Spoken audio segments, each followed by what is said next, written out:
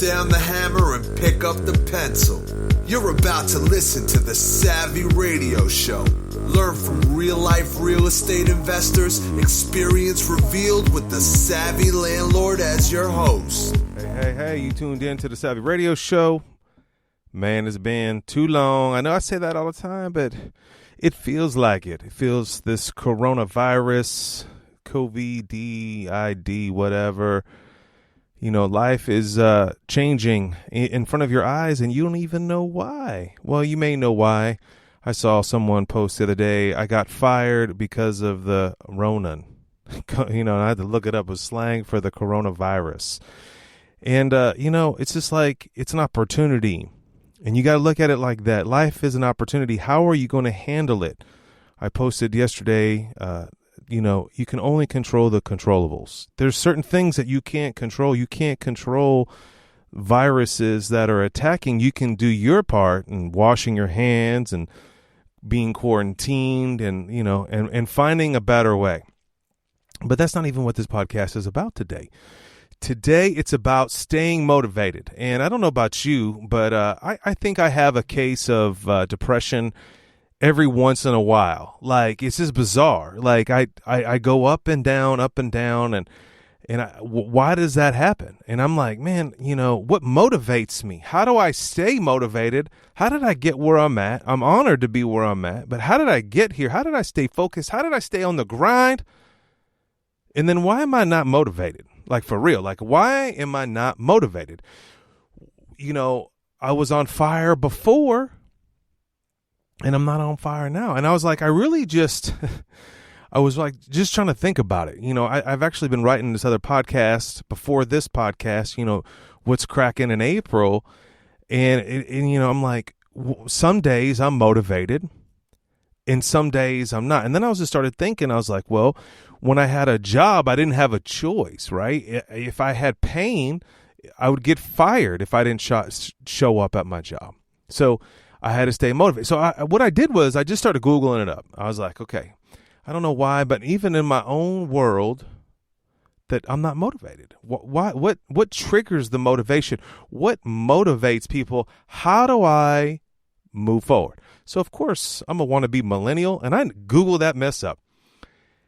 And I found this one little 7 ways to stay motivated. And I thought that was interesting. And before I got into this, and I haven't even really read the article, and I'm about to break it off for you and where you can find it and so on and so forth. You know, you have to see results. Like, I'm motivated in my athleticism because I see results. But sometimes I don't want to go run. Sometimes I don't want to do it. So what I realized just recently, and you may know this, I just pushed myself to do it. And then I got out of that lull, that lack of motivation. And I'm like, why haven't I been motivated to do a podcast? Why has it been taking so long? Why was I motivated before and I'm not motivated now? And sometimes I think that we as humans look externally. Come on, VanCauwenbergh. Sometimes we just look external. You know I struggle with, you know, materialism in the regard that I didn't have anything growing up. And I saw my mom struggle where she didn't have much. And then so when she bought something, you know, it was like a reward. And so, like, not necessarily materialism, but she would just buy stuff because it was on sale and because it was a scarce mentality. She may need that one day. And, you know, you got to live in a life of abundance. There's more money than you can ever imagine. I'm telling you, there's deals, more than deals. When you think there's not enough deals, that's where you're living in the mentality of scarcity. Yep, there's been a season for the last 6 to 12 months where deals are scarce. Uneducated investors are overpaying, and they're just causing, you know, lack of deals. But maybe it's in a different direction. So I realized, I Googled this, you know, how to stay motivated, and I came across these 7 points. And these 7 points are real quick. Motivated is eternal. Motivation is internal. You got to remember what motivates you. You got to challenge yourself with a daily goal. I love that. Motion creates emotion. Man, I'm telling you, if you just, when I'm working with somebody, I'm like, dude, just 10 minutes, get outside, get a walk. And it just seems so elementary, but you got to create motion. You just got to look on Craigslist for 10 minutes. You just have to make one phone call to call one person. What motivates me, I figured out the other day, was just like you keep learning. And another one is how to hang out with superstars and then reward yourself. So I'm going to dive into these a little bit deeper. I can't take any credit for this at all, okay? And there's not even a person. Oh, yeah, there is a person. This is called 7 Ways to Stay Motivated. If you just Google that up, 7 Ways to Stay Motivated, the guy that wrote this is Tom Abbott, Tomabbott,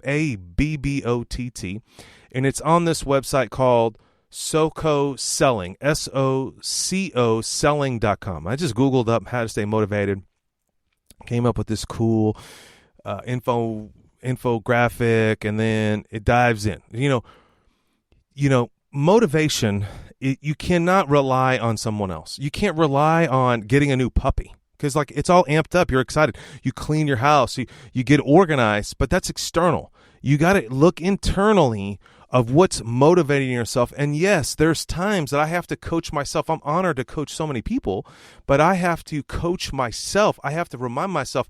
I was on the bicycle last night and I'm like, you got this, big boy, right?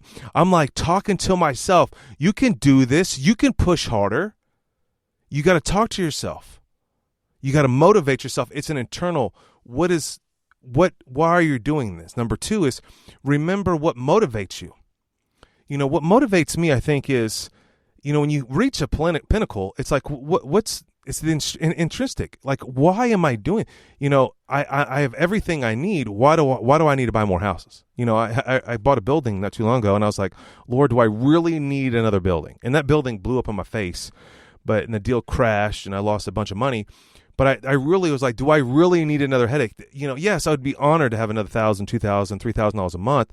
But then I realized, what am I going to do with that? And then when I realized, I was like, man, I can give that to the church, or I can pay my staff more, or I can go on another holiday, or whatever the case may be. But I remember why you're doing it. What is the purpose of your accomplishments? Why financial freedom? And what is financial freedom going to do for you? Boom. Okay. Number 3, challenge yourself with a daily goal. Now, again, these are all my little ad bits here. His articles are really cool. What's the one thing you must accomplish today to make it successful? I mean, it's like the one thing, the book, I used to dog that book. It's funny. It's like, you really got to think about it. What's the one thing that's going to propel you to move forward? Like my goal right now is the BBE, the best body ever, bang, bang. And so I've always wanted a rowing machine, and like we're all locked up at the crib. And I have a bike. I have a spinner bike that my wife brought to the fam, and we got some weights. And we already got dumbbells. I love seeing Facebook. Anybody got any dumbbell? I mean, you should have had dumbbells a long time ago. But the thing is like I got a rower, and it was the best $300 I spent so far. And so every day I'm like, okay, can I do 5 minutes on that deal? Can I do 10 minutes on that deal?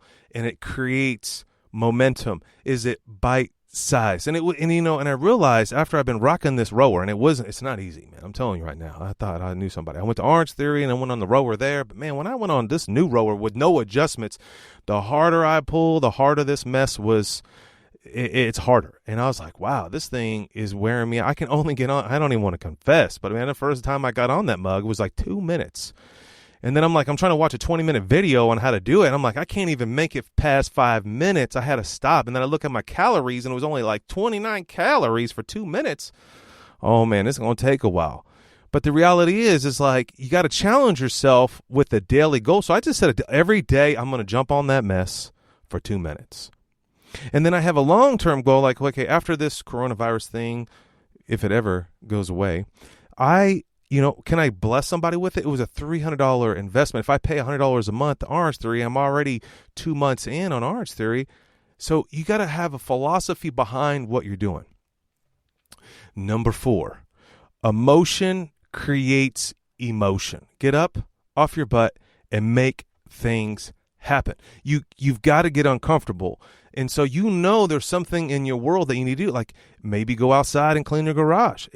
Just tell yourself 10 minutes, 5 minutes, and you'll go do it. And that's exactly what happened to me the other day when I Googled this up. Me Googling this up, how to stay motivated, got me motivated.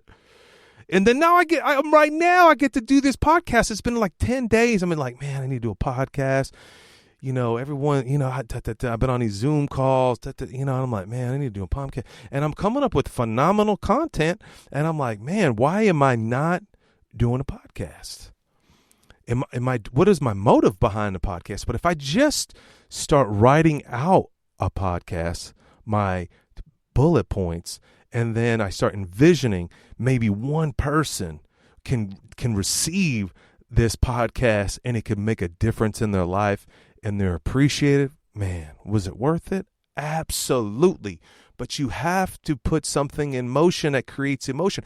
So when I looked up how to stay motivated, I found 4 or 5 boo-boo sites or boo-boo articles. But man, when I found this one, this SoCo Selling, and of course, I love sales, and they offer a free objection book, and this site's way overwhelming for salespeople. I was like, whoa, slow your roll. But it created emotion because I made emotion. Come on. Can I get it? What? The next one. We're on number 1, 2, 3, 4, 5, right? 5. Keep learning. I think that's the most important thing. It's like my son grabbed the books off the shelf and he's like, Dad, how much you gonna pay me for this one? I'm like, if you read that one, boy, that's $100 for real. If you read Napoleon Hill's Laws of Success volumes 1 through whatever, I'll give you a G, because it's gonna change your life. It's gonna change your life. But see, the great thing was he's learning, he's excited. He pulled out the hard real estate books. I'm like, wow. But I know I'm learning accounting right now, and I've dropped out of this class about 3 times for real in college. And then now I just fight through it. I just go, thank God for online. I can go back and hit rewind. This time I'm taking notes. And there's no excuses. I got freedom, but why do I not motivated?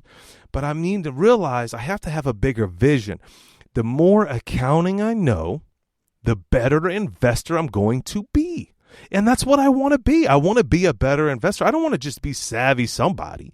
I want to be an investor that can make a difference in the world, that I can stroke a $10,000 check to a church. And it's like, yep, that's like a lunch, because I want to bless this place, because certain churches right now are using framework and technology that we've donated to so people could have church all over the world. Check it out. Life Church, where I go to church, has this free platform where other churches, like 20,000 churches around the world, are using the software that they wrote, the engineers that they hired, and they gave it away for free. And, my family has a small piece in that. It may be $1, okay? It may be 10 cents, but I'm going to claim in the name that we are making a difference. If it wasn't for real estate, if it wasn't for relationships, we couldn't do that. And that's what I want to do within that process of learning. I'm motivated because I have a direction. The more I learn, the more I make, the better investor I become, the better transactions I do, the more money I make, and the more I can give to digital missions. Come on. Can you hear me? Is that too complicated, or is it too simple? How does it work for you? Is it on a spreadsheet for you? Do you need to write out your goals? I am a visual person. And now we're going to get to number 6, how to hang out with superstars. Bang, bang. You got to hang out with superstars, period. I know you can't hang out with them physically right now, but you can hang out with them with their old books. Les Brown, you can get it free on Google Music. This is 1 hour. If you want it, if you're on Android, if you're into Google Music at all, which I am, which is the best service, because they have audiobooks in there and they have music and all the music, blah, blah, blah, iTunes, whatever.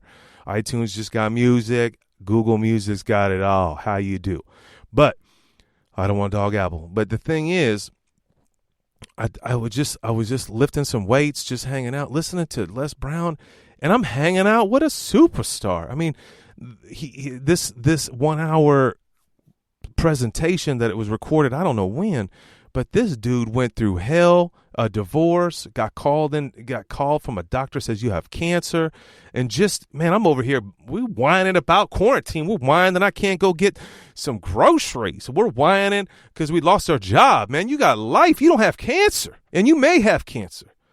But sometimes you got to hang out with a superstar that's got it going on to inspire you, to motivate you. If you need that, you know how to get a hold of me. I'll juice you up. And if I juice you up, I get juiced up. So there's somebody. Now that superstar doesn't have to have 1,000 units. That superstar could just get started. They could be successful.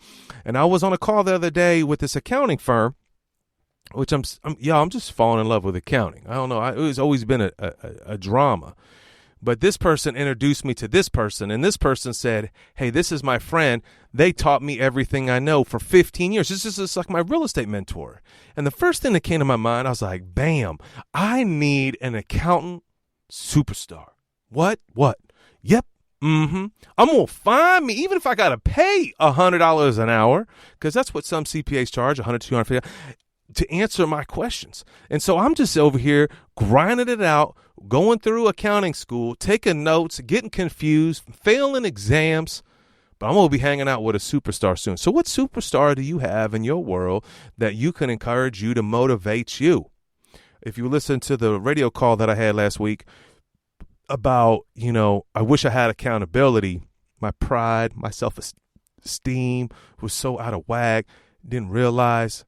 Man, I realize now, dadgum, you got to have accountability and you got to hang out with some superstars. That's just what you got to do. And number 7. Now, this works for me, party people, and I hope this works for you. You got to reward yourself. That reward of losing weight was my rowing machine. Now, there's more details to the rowing machine. The rowing machine was $300. Now, man, I was like, you could buy one for like $200 from Walmart. You could buy $1,000 one. That's OG, right? But I just took the time, 30 minutes, and created a reward. If I lose this weight by this time in 30 days, I'm gonna get this. And I rewarded myself. And it was surreal because it was only $300. I had to create this motivation to get it done. And then after I got it done, I reward myself by being on it. It's a personal milestone. I'm serious. Every time I'm in my little gym at the crib, I'm like, man, I just stare at that mother. I stare at the rowing machine for several reasons why I earned that mess. Number 2, why did I wait so long? Why did I wait so? Sometimes because I was just, buy stuff to be fulfilled, that I'm trying to break that out of my system. But sometimes you got to create rewards. Back when I first lost weight, I was like, if I get to 235, I saw that sign. If you saw that I don't know if I put that on Facebook sometime, but I blew past that. I weighed in today at 227. Come on. Can I get an amen? Can somebody text me and say, good job, VanCauwenbergh. You got the BBE on lockup. That's right. I'm telling you. And I'm pushing myself. I'm almost 226.8 is the lightest, the thinnest I've ever been. And I set a goal for 225, right? That was epic. Like 225 is epic. And I'm knocking at the door. I'm like, I'm 2 pounds out. And then I'm like, I'm going to get to 220. And then I'm like, man, what would it look like if I weighed 210? See, I'm trying to teach you, you got to have a vision. I'm telling you, I can already see the body parts I never knew that I didn't even know I had a rib cage. I didn't even know I had fat on my ankles. For real. Cankles is for real. I noticed that I could see some veins. I was like, wow, people get all juicy woosy on some veins. I don't like veins, but man, they be popping now. I was like, okay, I'm in. Reward yourself. Create a goal. Have a vision and work that mess. So let's recap one more time, party people. Again, I didn't write these 7 things. All the little adage is me. But you can go to this website called SoCo Selling, SOCO Selling.com. It's 7 ways to stay motivated. Number 1, motivation or motivate is eternal. It's internal. Look at yourself. And if you struggle in internal, you might need somebody to get you to remind you about your internalness. Get it. 2, remember what motivates you. Go back to the wishing well. Mine was reading. Okay. Learning more about people, setting like a standard. I want to be what is the industrial investors doing? Challenge yourself with a daily goal. Come on. Right now, my goal right now today, I'm going to see if I can hit 10 minutes on the rower. Oh, that's my little goal. Yes, I'm for real. Yesterday I did 2 minutes. That thing wore me out. I'm like, rowing machine, why? Motion creates emotion. Just do 10 minutes. Just walk around the block. Create something. Just write a paragraph on your dream book. Write out an outline. On my phone, I got a reminder that pops up every day. I think it's at 9 o'clock. And it's like, write out a plan. Create a plan. Emotion creates emotion. Keep learning, okay? Remember that. 1, 2, 3. Where are we at? 1, 2, 3, 4, 5. Keep learning. We already busted that out hard. Read books, create a library, borrow books from somebody else, buy an audio book and swap with somebody else, buy a course, swap it with somebody else, read The Savvy Landlord. You know, I'm not trying to plug my own book. Maybe I should. I don't do it enough, but I did write a book if you don't know. But anyway, someone told me one time, man, I read your book and I was sad. And I was like, what? Man, the whole reason I wrote that book is for hope. He's like, man, I just felt bad for you. And I'm like, yeah, exactly. I wrote that book so you don't go through the dumbness and ignorance and pain. If you want to know more about ignorance and pain, go listen to last week's podcast on what I learned for 20 years as a real estate investors. Now, as an investor. Number 6, hang out with superstars. Even by phone, Zoom, read somebody that's a superstar, fall in love with somebody. Gary V, I don't know. Tony Robbins, you can never go wrong. Jim Rohn, you can't. Les Brown, you cannot go wrong. And OG Eric Thomas, if you don't know who that is, get that into you. And then reward yourself. Set a little milestone. I remember when I first started selling for real, like cold call selling. This is a long time ago, 20 years ago. And I read every sales book, Tom Hopkins, every sales book, Brian Tracy, you can imagine. I was in love with sales. You know why I was in love with sales? Because there's no ceiling. It's infinite returns. The more calls I made, the more money I make. The more books I read, the more money I make. So I'm like, I'm not limited by time. I'm not limited by resources. I can do and produce as much as I want to produce. And why was I saying that? Oh, I remember I was so nervous and I was so scared. And I was like, okay. And I read this in a book. It's like, reward yourself with a candy after 10 phone calls, like a little gumdrop. And so sometimes you just need a little gumdrop. What's your gumdrop? Let your boy know. Leave some comments. Text me. Facebook me. Holla back at your boy. Hopefully this encouraged you. Tune in. Go to the SavvyInvestorsWebsite.com. Oh, yeah. Investor Weekend's going to come back strong. Thanks for listening to the Savvy Radio Show. Glide online and listen to our other motivating episodes at SavvyRadioshow.com. Connect on Twitter at LandlordBook and always be buying assets.